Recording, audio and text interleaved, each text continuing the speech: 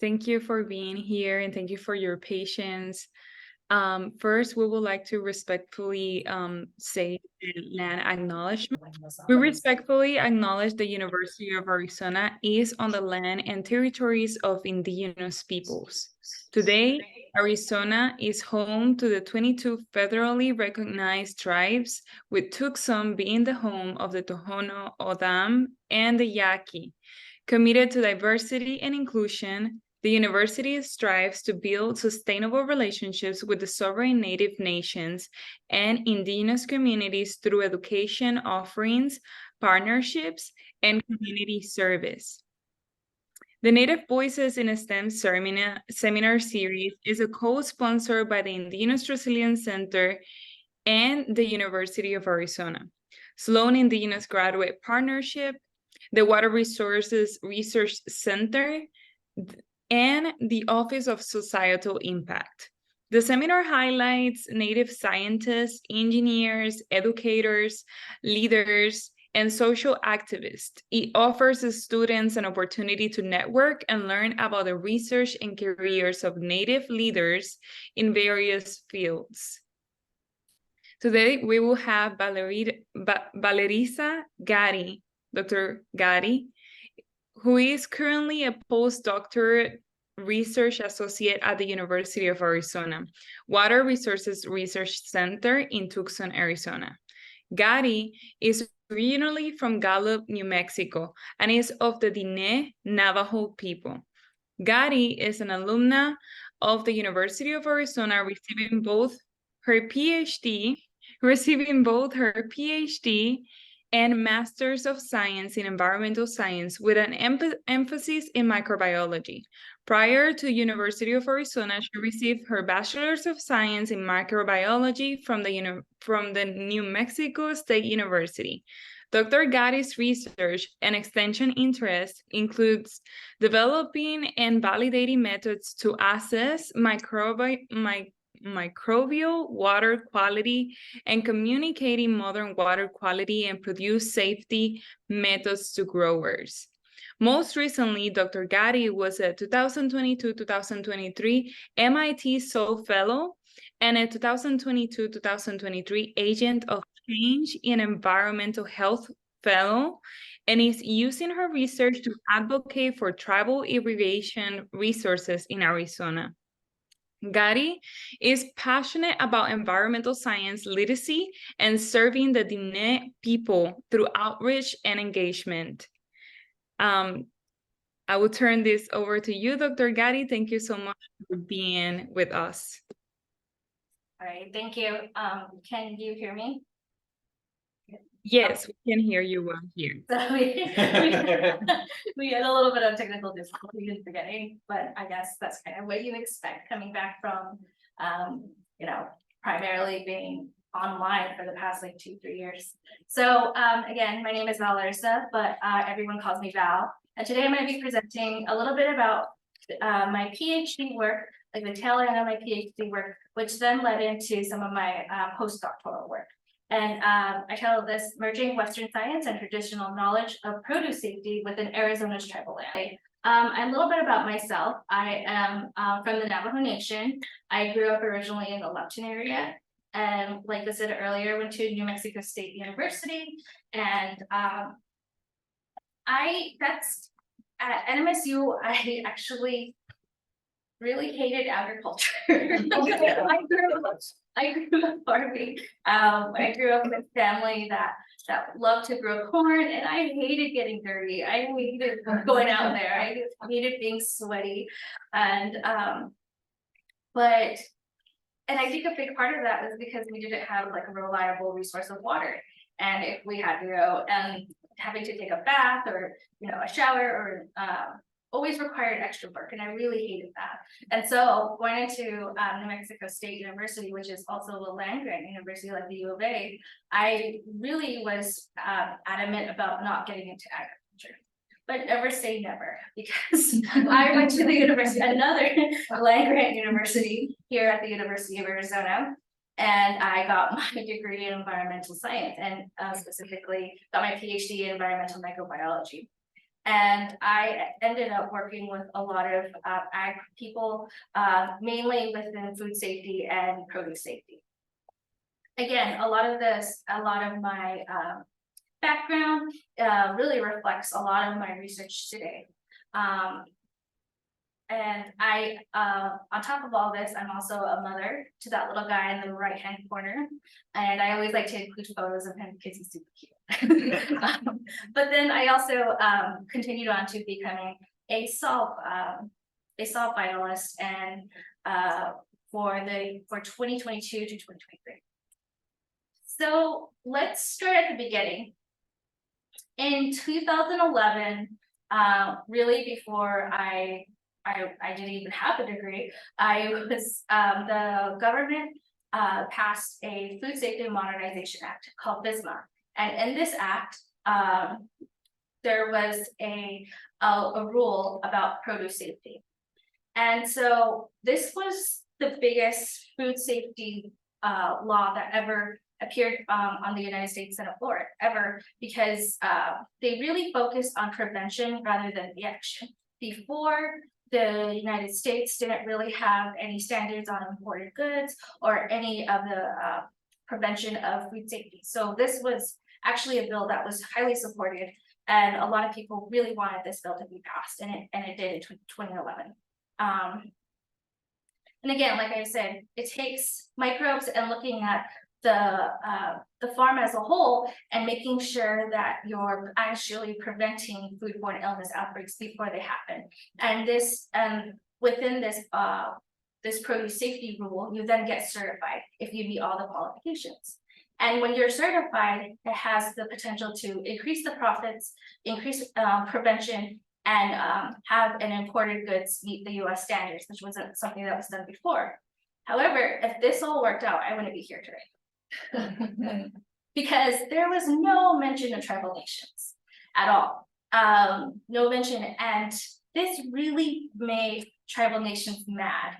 And I say that it's from like 2013 to 2018, but still they're still technically mad today. But this was the time that it was really, if you were a tribal farmer, you were really angry during this period. First of all, a lot of tribes didn't even understand what was going on until 2013. So for 2 years, they were left in the dark. In addition to all this, the FDA told tribal nations that, oh, well, you're sovereign, so you can be excluded, exempt. And it seemed like an afterthought, not really a thought, not really taking in the whole picture. Well, just because tribes are exempt doesn't mean that they're exempt from the market, meaning that, yeah, well, they can, have their own food produce safeties within their own reservations or on their own lands, doesn't mean that they can export to their next door neighbors, their community, or even like some of the big ag products like the Navajo agriculture products industry, the NAPI. For example, NAPI sells a lot to like Walmart and other things. But if they didn't, since they fall within exemption of FSMA, then Walmart didn't want to buy from NAPI. So you're excluding them from the market, but you're able to still pass the government law or still pass the government FSMA rule that they had. So it was making farmers angry because that's how they got a lot of the revenue. And despite all this anger and everything, the FDA still has mentioned in a document back in like 2014 that said that Native populations are less than 3% of the United States. Why should they have such a big impact on the agriculture industry? Well, I'll tell you why. Just in Arizona alone, tribal growers and ranchers represent almost half of all farmers and ranchers. They tend 21 million farm acres, and on average, their farms are 200% larger than the national average. And in 2015, they sold close to $85 million of agricultural products. That might not be as huge significance compared to the billion-dollar economics that Arizona produces within agriculture. However, you're talking about about a population that's less than 1%. That is still making a pretty big drop in the overall scheme. So why is this important, and why did I start doing this and start working with the FDA to figure it out? Well, I really had to start at the beginning with the FDA. I had to take it back to the 1800s, even before then.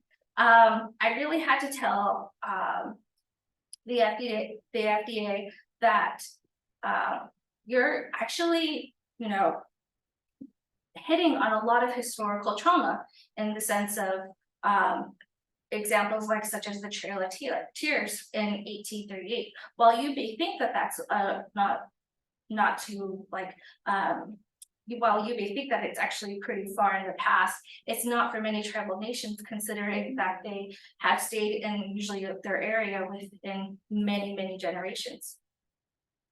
So having this discussion about the Indian removal era with the FDA, and then leading into the reservation era, and really hitting home that food is such a central part of tribes, because if you can control food, you can control tribes. A lot of people don't quite realize that a lot of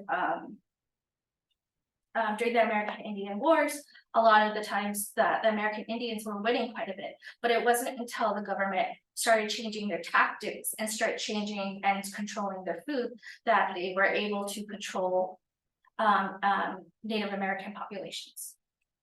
And then I went into the general allotment, which really affected a lot of tribes here in Arizona, about how they are just giving them small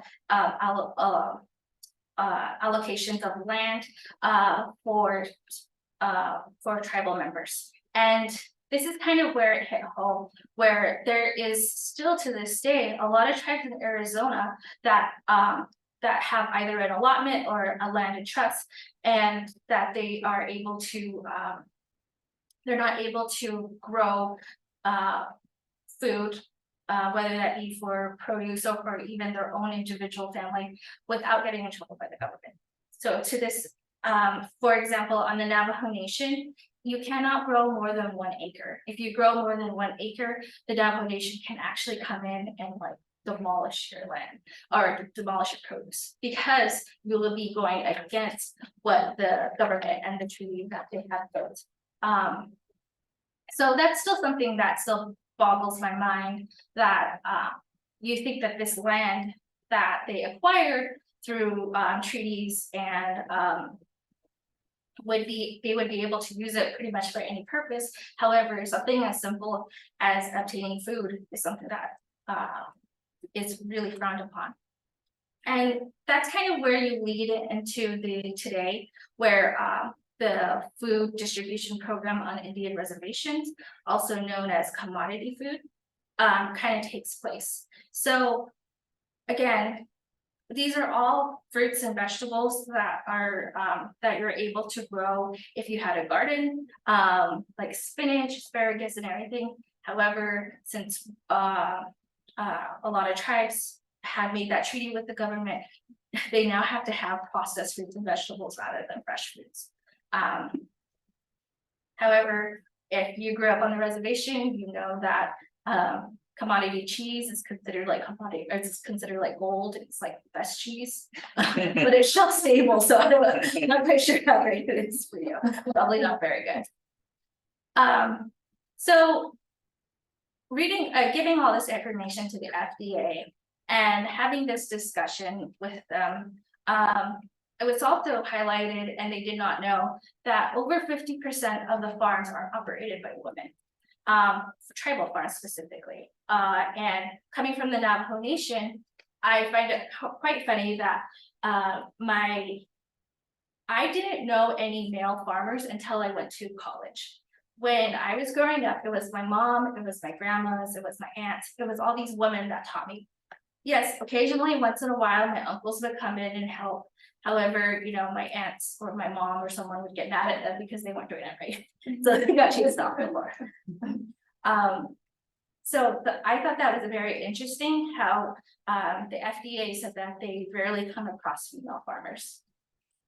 In addition, the FDA also didn't understand that in Arizona alone, there's over 18,000 farmers and ranchers, and that from 2002 to 2017, there is an increase in tribal farms from 291 to over 11,000. So after I met with the FDA, we decided to have a meeting with all the stakeholders. And I'm talking the Arizona State Department of Agriculture, FDA, the universities. At this point, it was ASU and U of A, and we had a meeting with tribes. And it did not go well. It was a very, very tense meeting. There were 3 tribes represented during this meeting. And a lot of the times the tribes that felt like they were getting, they weren't getting heard. And that's kind of what the meeting turned into, is how that despite all this agriculture that tribes produce, and that they never really ever had a seat at the table. Even today, the Arizona State Department, the ADA, their agriculture board, there's only 1 person out of 62 that identify as Native American, and he just identifies that as Native American, despite never having to work on a farm, and he even admits that he does more of the business and ag side, or the business and economic side. So after this meeting, I decided that I needed to just meet with tribal stakeholders alone. And we came up with 3 areas where we thought that needed to be addressed. The first one was to understand the needs of Arizona tribes. And that means that the tribes really wanted to make sure that they were being heard. The second was to develop culturally sensitive trainings. And with the FDA started funding some of this work that I was doing with the tribes, and building a culturally sensitive curriculum. And the third one was that they want to implement the trainings, but they wanted to be on their own land. They didn't want to have to travel somewhere to like Phoenix or anywhere else. They just wanted to be able to, go no more than like 20 minutes away from their home. And this is because farmers have a hard time being able to take some time apart from their farm. A lot of times the farmers will be very wary of traveling very far. And as you know, or you may not know, farmers actually wear many hats. And I say that because farmers are their own soil scientists, their own water quality manager, their own food safety specialists, their own lawyers, their own scientists, their own economics. They're their own everything, all encompassed into one.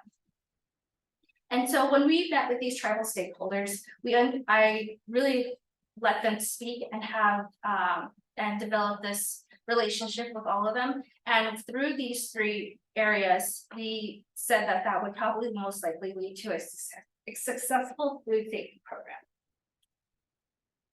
So the development of the food safety curriculum, really, when I discussed this with the tribal stakeholders, they really wanted to focus a lot on traditional stories and how that compares to a lot of their cultural practices and even the current practices. So that's kind of what we try to do, is line up a lot of the business standards along with traditional stories. And there's actually quite a bit of intertwine between them.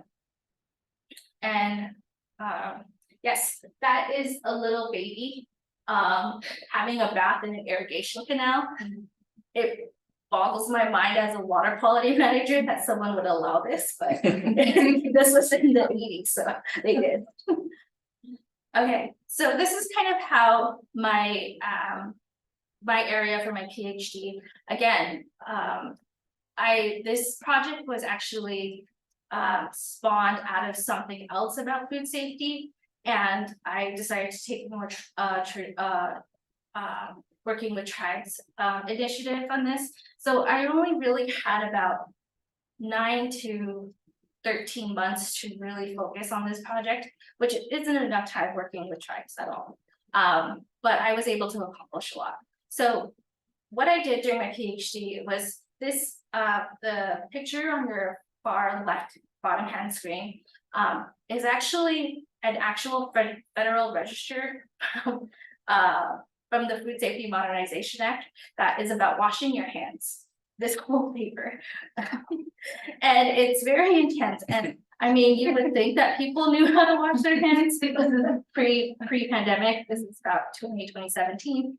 However, I was able to take that content and able to make it, at the time, use blow germ, which was a type of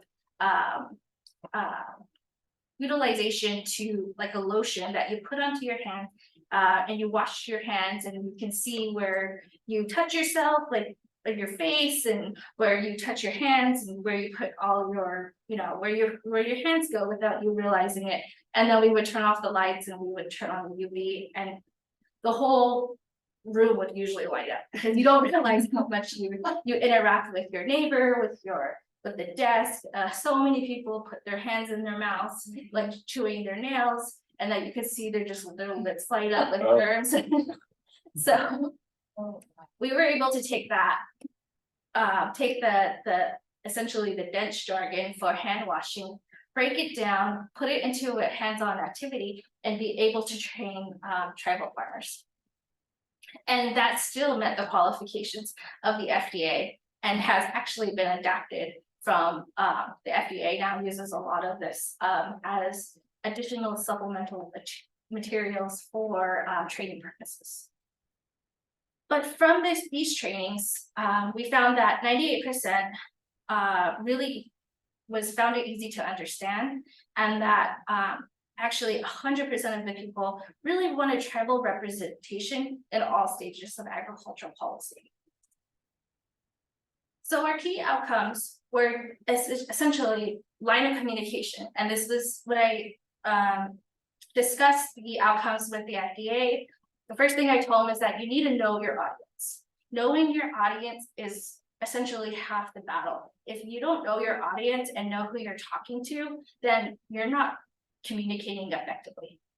The FDA have been able to develop relationships with tribes, and they were also identify key personnel to contact. And that was a big problem too, because the FDA was contacting a lot of these tribal officials that didn't have anything to do with agriculture, and they didn't know a lot of these different tribal structures and their government structures. So that was a huge eye-opener for the FDA. So coming from that, that was the end of my PhD, and looking at a little bit of my PhD research. One of the concerns that I always saw was that tribal farmers didn't quite understand irrigation rights and the way that their own rights, whether it be on their own reservations, interacts with state, and then essentially interstate, so like California, Utah, Colorado. And then there's even some tribes that have to deal with like international waters and regulations, such as the tribes on this down the southern side of Arizona. And then additionally, another concern was that tribal farmers wanted more educational materials that were suited for them. Ideally, they said that they want educational materials that could be viewed or listened to in under a minute. We're not there yet, but we would like to be. But that is still a goal, and we hope to attain someday. So I was done with my PhD around this time, and 2020 happened. And on top of the pandemic, Arizona was also facing a mega drought. And this mega drought really affected not only everyone that lives in Arizona, but a lot of the tribes. And honestly, if it wasn't for a lot of the tribes donating their allotment and for the Central Arizona Project, the CAP water, I don't think we would have been able to get through the drought as well as we were able to. However, despite all this, there are still a lot of development and housing that are still being encroached upon tribal lands, especially in the Phoenix metro area. So that really led to me developing my company called Irrigate. So I developed Irrigate, which stands for Irrigation Resources Reaching Indigenous Growers and Tribal Entities. And we focus on cultural respect, healthy communication, and building strong networks, with the main goal being that we want to be included and have inclusive decision making. So very similar to what I did with the with my PhD project was I have technical materials, and then we use the universal design of learning, and then we expanded into many different forms of media. And that's kind of essentially how it is in a nutshell. So my first example is with the Agents of Change and Irrigate. So for those of you who may know Denise, that's Denise and Joe Reed, and myself, we were all 2022 to 2023 Agents of Change and Environmental Justice Fellows. We really try to focus on making sure that the populations that we serve have the justice and we all reach the environment. We're all advocates. Let's just say that. So the three of us plus one of our colleagues, Kevin, the four of us, we were able to take the statistical water quality concepts of the produce safety rule, especially in the terms of geometric mean and statistical threshold. And we were really broke it down to really easy to understand concepts. And the four of us really had a hard time because while we are able to understand certain areas, we each have our own expertise. Like Denise is very into behavior change, and Kevin's really like he really likes statistics, so he understood a lot of these areas while I understood how farmers think. So it was trying to bring all these pieces together. So we essentially got it into layman's terms. We developed a script, and then we developed another script called the tribal script, which we were trying to make it more lightweight and a little bit more, had more indigenous values and cultures into that script. After this, during that time, I was working with MIT, and I was a co-instructor for one of their classes called the Indigenous Environmental Planning. And I thought it would be a good idea for some of the students to kind of help us get on board. The MIT students were really heavy in the science, so having them learn how to communicate with tribes and communicate with other areas of people while being effective and making sure that all the content is right was something that was new to them. So we took the tribal script, they developed a storyboard and a script for the animation, and now that all that work that we have done has gone to the MIT Media Lab, and we're continuing on with this the geometric mean and the statistical threshold videos that will then turn into animations. So for example, we have taken the data that's on the left-hand side and applied it to a storyboard. This is just a little snippet from our video. And as you can see, we added we took essentially the essence of the images on your left and made it into the image on your right. I mean, for me personally, I would much rather view the image on the right than to look at graphs, but they represent the exact same thing of bad water quality data. Again, this is something that we are taking examples from the left, which is about E. coli levels and how you do good water quality testing data, and we're applying it to images and text, or I'm sorry, images and audio to make it more suitable for people to understand. Again, using the similar methods that I did of making sure that it's culturally sensitive and making sure that it is easy to understand. Oops. Okay, so what's next? So we are really going through the beta testing and review of our animations right now. We are my cohort for Solve MIT got really close together, and we decided that the MIT Solve did not really have proper guidelines for nonprofits. So we are continuing working with MIT Solve and continuing working on developing a lot of those guidelines for nonprofits with them, since a lot of the indigenous cohort, the majority of us were all nonprofits. So we still have that relationship with MIT Solve. And our second area that we are planning, or that I'm hoping that we do, is refocus on our ArcGIS story maps. And we're doing that with the Arizona State Museum, the GIS manager, his name is Gabe. So we started doing focusing on the ArcGIS story maps, mainly because we realized that a lot of farmers don't have their own websites or their own ways of communication, or just, essentially just even telling their story about the farm. So having an ArcGIS map would really, or story map, would really then help a lot of these farmers be able to tell their own story in their own way. And we have started working on this with one of the farms called Coffee Pot Farms, that will hopefully be released at the beginning of next year. And with that, I'll take any questions. Thank you. Can I ask a question? I know the technical stuff is always tricky. Wow, it's so inspiring seeing what you've done.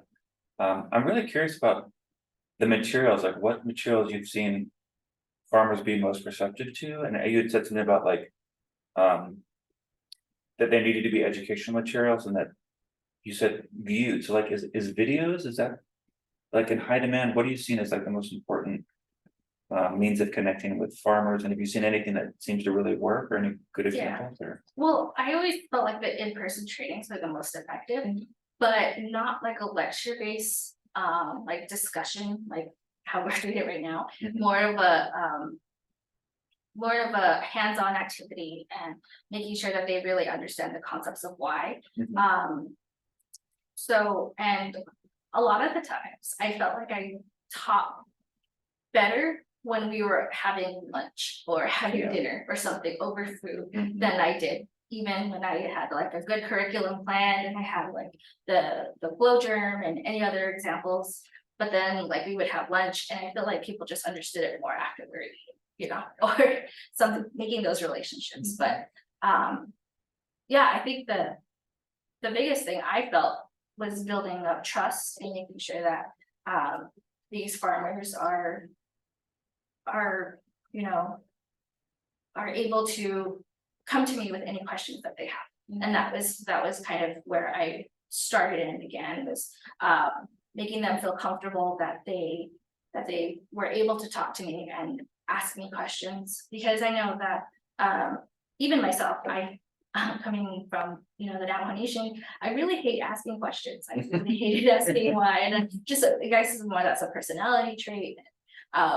You ask people like, does anyone have any questions? And they would, no one would say anything. However, like during lunch or during dinner, later following, after I asked them if they had any questions, I get a ton of questions, more discussion. Right. So I felt like food really helped. But again, it was more of the one-on-one interaction. But the videos, we have been working with MIT Media Labs and with the FDA with these videos, so they would be easier to understand, but also be able to replace the curriculum to be able to get certified for this month. And we're doing that because right now, all they have are slides and someone just reading all the slides, and that's how you can pass the curriculum, but no one, but they've done a pre-assessment and a post-assessment, and people in the post-assessment has actually done worse after viewing this.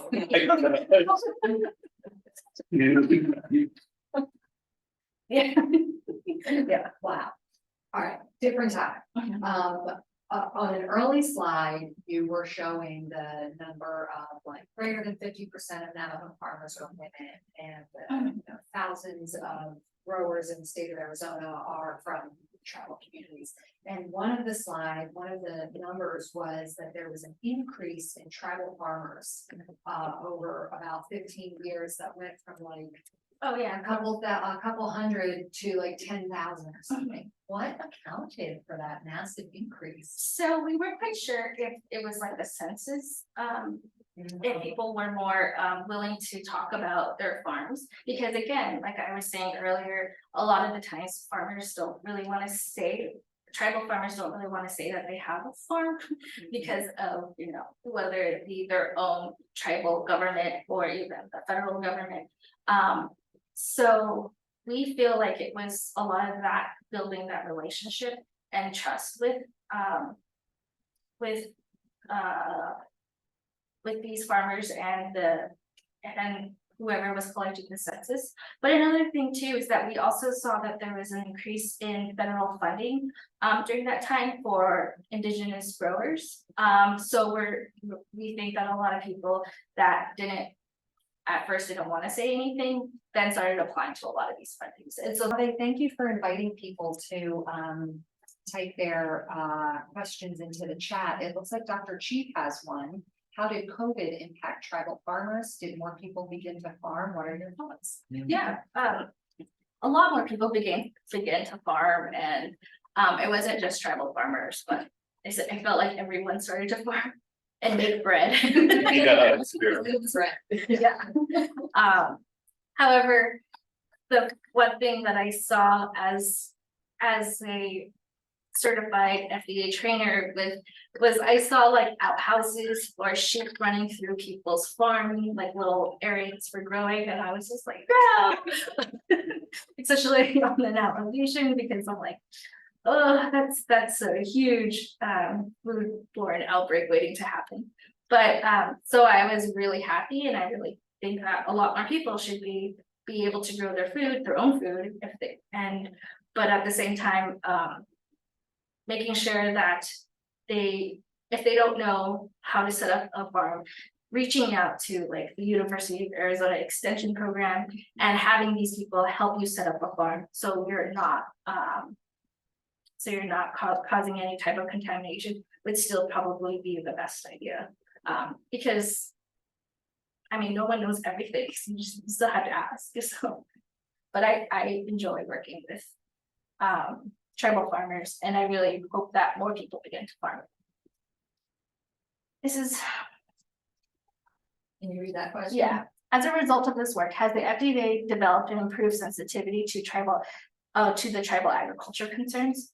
What needed to get FDA more engaged in working with the tribal farmers? So I've remained hopeful on this. I worked very closely with the University of Arkansas, who has their Indigenous growers initiative, I believe. Food is their Indigenous growers food and agriculture initiative. Anyway, they had their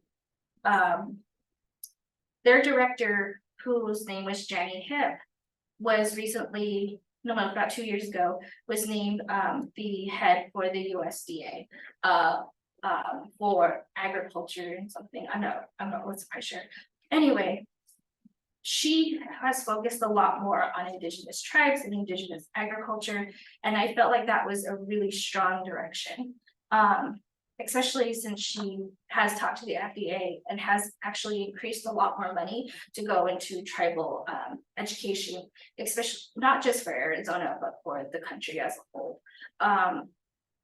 So I am very hopeful about that. I'm not quite sure getting into the end of this year and the farm bill that's coming up, that kind of, we're getting a little hesitant because there's been some language that every time the farm bill, someone revises it and reduces the money to almost nothing. So we're kind of scared about the upcoming farm bill, but we're hopeful that it will at least get more extension agents and some more education for tribal farmers. Yeah. So what kinds of products are coming from the typical tribal farm? Right, and it really depends region by region. So like, I'm not sure how familiar you are with a lot of the tribes close like to like the what is that? Ramona Button and her farms, the Gila River Indian farms. She does like a lot of beans and legumes, and but then the Navajo Nation does more of like has them potatoes and melons. So it really just kind of depends.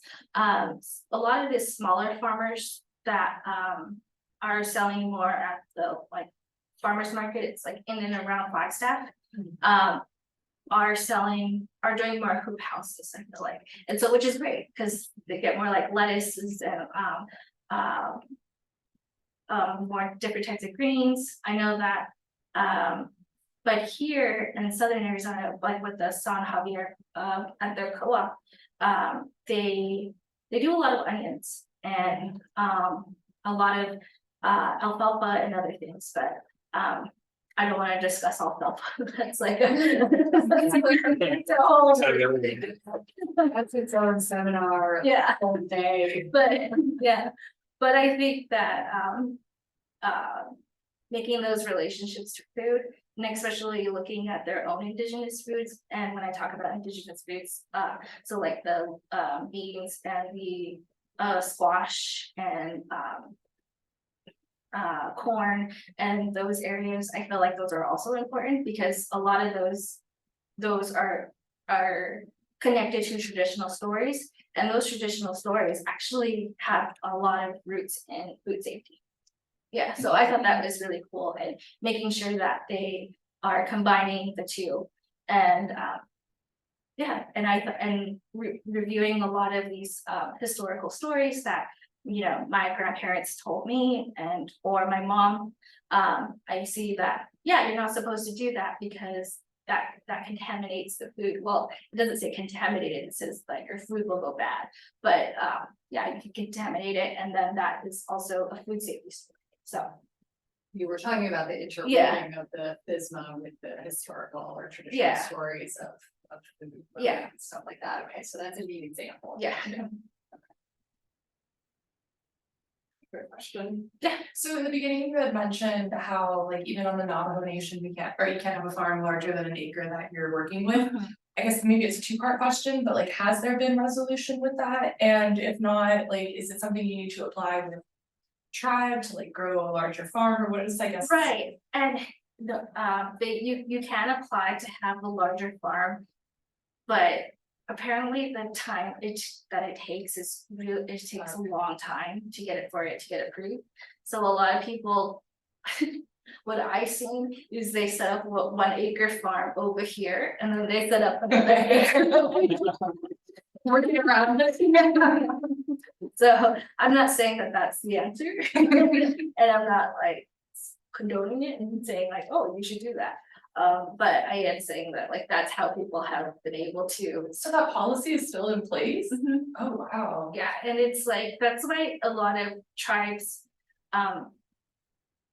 they have like more of like they put all their efforts into one industry, like the Navajo Nation Nappy, or even like Gila River, they put all of theirs into the Ramona farms. So a lot of their efforts go into one major area. So as opposed to having their own small individual farms. Okay.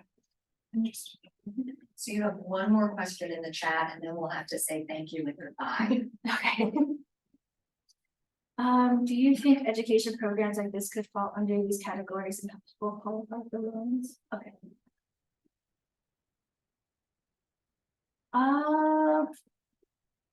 I think that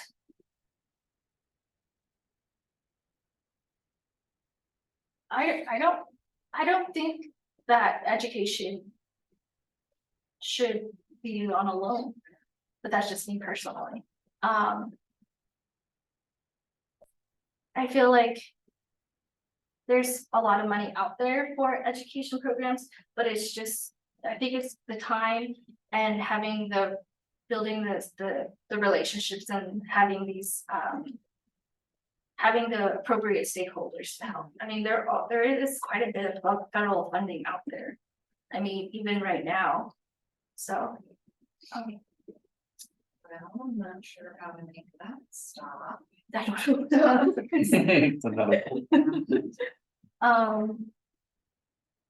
So that's kind of a hard question because I feel like education programs that I have developed,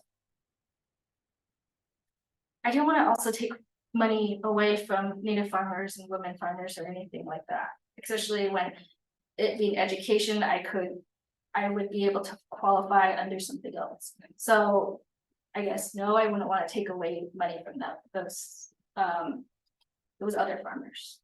Okay, then the last one is, has your journey in educating TEK to different governmental agencies improved the relationship or collaboration of Native tribal farmers and their agencies? I feel like we take one step forward and then two steps back along. So right now, while we are discussing tribal relations and government relations, I feel like we have taken in terms of what's the main hot topic right now, which is water quality, and have gone a little bit backwards, whether that be because of the Navajo,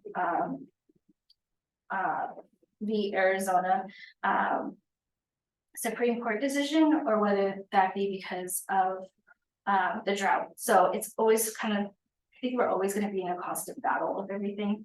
But right now, I feel like the drought has really, in some ways, has brought us closer where we wouldn't have been able to get through the drought if it wasn't for tribes.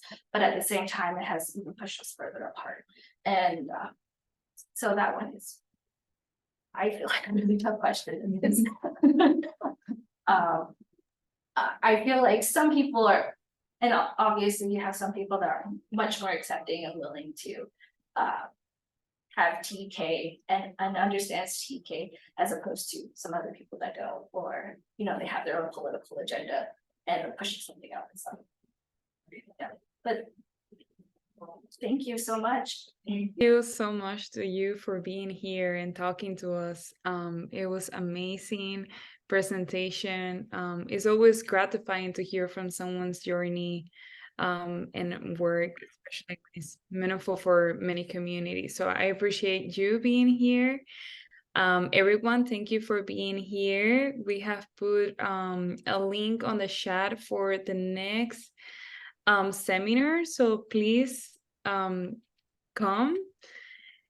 The next one will be on November 7th at noon as well, and it will be Dr. Lydia Jennings speaking about from metal mining to data mining, how indigenous data governance supports indigenous sovereignty within an open science ecosystem. Thank you everyone for being here, and we also would like to thank our co-sponsors, IRIS and the Indigenous Resilience Center, UArizona Partnership, and the Water Resources Research Center, and the Office of Societal Impact. Thank you so much, Dr. Gaddy, for being here. Thank you.